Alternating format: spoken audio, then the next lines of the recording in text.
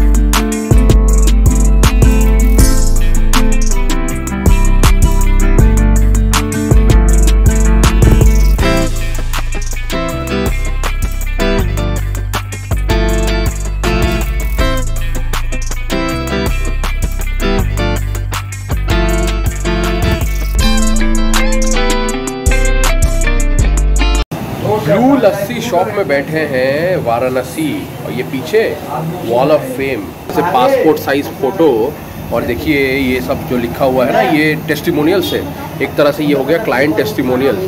Wow, ये इनकी तो वेबसाइट बन जानी चाहिए यार।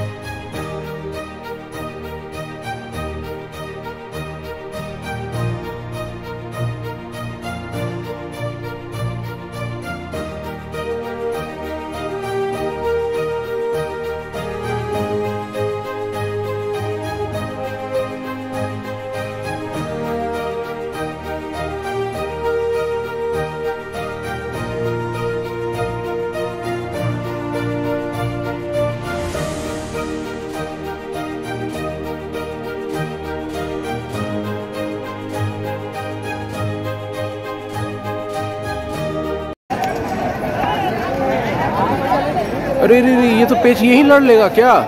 अरे वाह, ये तो 50 मीटर की पेच है।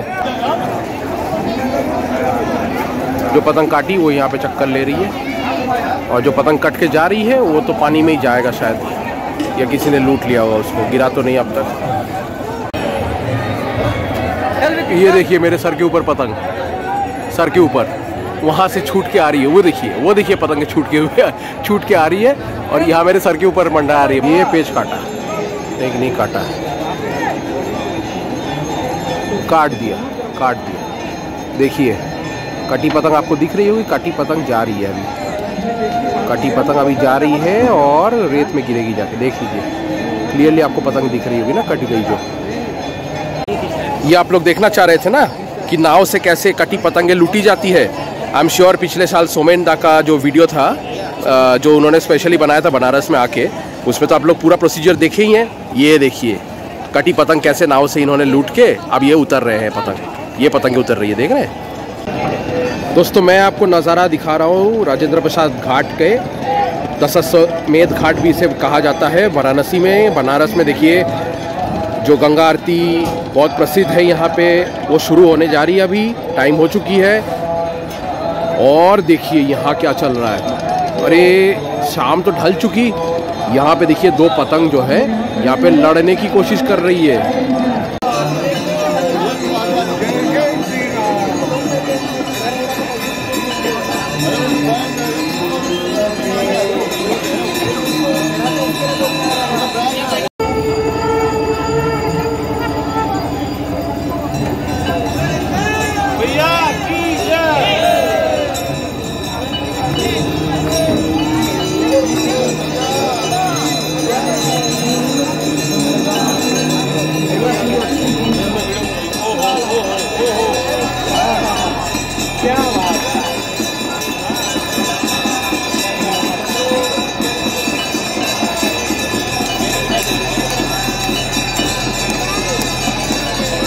अंदर रखो तो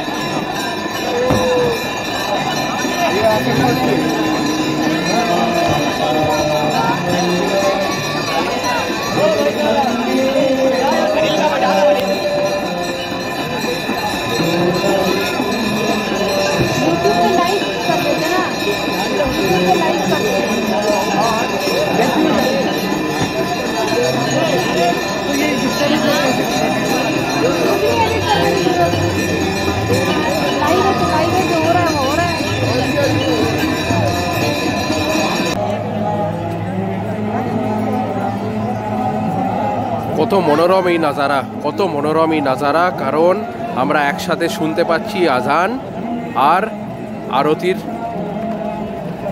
ধ্বনি।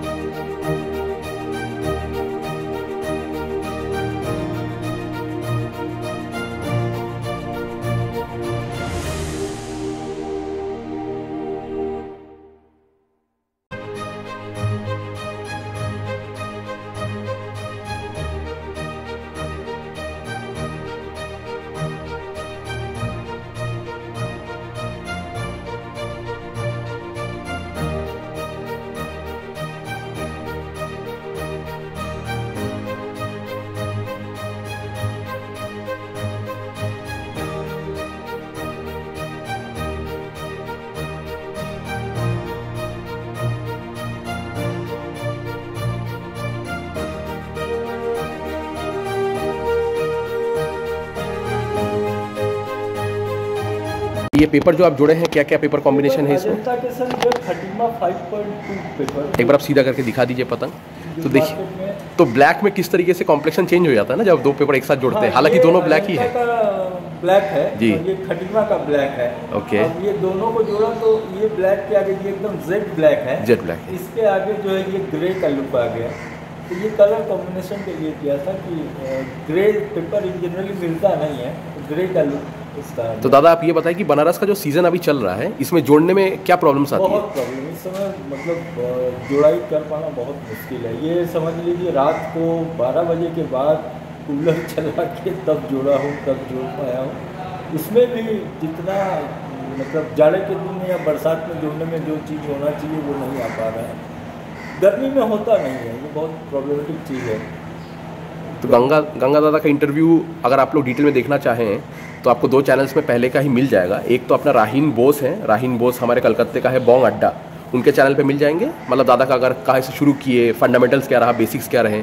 और दूसरा है हमारे लखनऊ के मोटा भाई ओरिजिनल, इनके चैनल पे मिल जाएंगे। इन दोनों से आप शायद पहले भी मिले थे ना, तो हमारे बहुत ही मतलब ये फेलो व्लॉगर्स हैं, है ना। ये मृत्युंजय वीडियो बनाते हुए बनारस काइट फ्लाइंग के लिए। और ये देखिए सारे पतंगे जो रखी है, ये गुड्डू सर का कलेक्शन है, ये बॉक्स रहा उनका। और ये हमारे सर बैठे हुए हैं, सर से हम 2 सवाल पूछेंगे कि सर आजकल के जो नई पीढ़ी आप देख रहे हैं, आपका तो क्लब हमको पता चला Ghatak kite club, which is one of the most respected and reputed in Banaras. तो सर क्या आप फाउंडर भी हैं सर इस क्लब के? जी, आप फाउंडर भी हैं सर, और सर इस तरीके से प्रमोट भी करते हैं क्लब को। तो he has taken the responsibilities in his own hands, और कुछ अच्छे प्लेयर्स भी लड़ाते हैं, बनारस का एकदम टॉप क्लबों में से हैं। सर नई पीढ़ी के लिए क्या मैसेज रहेगा, जो लोग सोचते हैं कि क्या होगा पतंग उड़ा के, या इससे सीखने को क्या मिलेगी? तो आपको क्या लगता है सर, आपका तजुर्बा क्या कहता है? नहीं, मेरा तजुर्बा तो ये था कि भाई देखिए, आप पतंग को लोग बहुत गलत दृष्टि से देखते थे, जो आज नहीं देखते। ये मैं माना इस खेल में थोड़ी बहुत ऊंच नीच है, लड़ाई झगड़ा होता है, लेकिन इसमें जो रिश्ते हैं पूरे हिंदुस्तान के अंदर एक दूसरे को जोड़ने की शक्ति सिर्फ इस खेल में है। क्योंकि बीइंग ए नेशनल प्लेयर, मैं बैडमिंटन खेलता था, मैं बहुत अच्छे समय से खिलाड़ी रहा हूँ और बहुत खेल खेला। किसी भी खेल में आज मैं किसी को यदि फ़ोन कर दूँ तो वो मेरे को वो रिस्पांस नहीं देगा, एक पतंग वाले को कह दूँगा तो सब कुछ छोड़ के वो उसमें देगा। तो ये एक रिश्ता बनाने के लिए बहुत अच्छा चीज़ है, जो हम बताएंगे कि नया जनरेशन यदि इसको रिलेशन को मेंटेन कर सके तो वो बहुत अच्छी चीज़ रहेगी। दूसरा, खेल के लिए जो चीज़ें हैं, जो मेन पॉइंट है, कोई भी एक नया लड़का आज पतंग के आता है और वो तुरंत उस्ताद बन जाता है, तो वो बहुत गलत चीज़ है। आदमी को भी ये पता नहीं है कि मैं पेच कटा तो क्यों कटा। उसमें सिर्फ और सिर्फ आज के जनरेशन के लोग, सामने वाले का पतंग खराब, सामने वाले ने जगह से ख़राब कर दिया, सामने वाला हमको मुड्डा रखने नहीं दिया, ये करने दिया, वो नहीं करने दिया, नहीं है। खाली ये कभी नहीं महसूस करते हैं कि हम कट गए। ये जो हमारा अपना मानना है कि हम, ये जो घमंड है, उसको जिस दिन त्याग देंगे तो हम खिलाड़ी बन जाएंगे। क्योंकि हम कटे क्यों हैं, इसको जब जानेंगे, उस पर जब रिसर्च करेंगे तो हम पेच काटना भी सीख जाएंगे उसी जगह। ये हम एक चीज़ ज़रूर अपने दिल से, अपने जो भी इसको देखेंगे, जानेंगे, उसको मैं देना चाहता हूँ। इस चीज़ को यदि वो फॉलो करें तो बहुत अच्छा खेल उनका इम्प्रूव होगा। Mrityunjay, as a person from this generation, आप तो अभी अपना पढ़ाई खत्म की आप कह रहे थे ना, तो सर ने जो ये चीज़ कहा, आप भी तो बनारस से बिलोंग करते हैं, हम तो मेमोरीज लेके चले जाएंगे। आपने क्या सीखा सर ने जो ये चीज़ बोला? आप भी कह रहे थे ना कि आपको क्लब काइट फाइटिंग में आना है, तो आप क्या सीखेंगे सर जो ये चीज़? सर की अभी तक की सभी बातों में मुझे सबसे ज़्यादा सीखने वाली बात ये लगी कि सर ने जो कहा कि लोगों को ये एक्सेप्ट करना चाहिए कि मेरी गलती क्या है, जो हम कटे हैं वो एक्सेप्ट करना चाहिए कि हम कटे हैं, तो उस वजह को खोजने की ज़रूरत है। जब तक उस वजह को नहीं खोजेंगे, अपनी गलती को एक्सेप्ट नहीं करेंगे, तब तक हम इस खेल में आगे नहीं जा सकते हैं। Thank you. तो ये चीज़ एक्सेप्ट करने की ज़रूरत है। सर एक और बस मेरी आखिरी क्वेश्चन आपसे ये है कि what is the future of kite flying in Banaras, club kite fighting? Wonderful यार, you can not believe it कि इसका फ्यूचर क्या है। इतना ब्राइट, इतना अच्छा। हमारा बनारस बहुत पुराने समय का, बहुत पुराना शहर है। हिंदुस्तान के अंदर one of the oldest city in India Banaras, Asia में 2nd नंबर पे।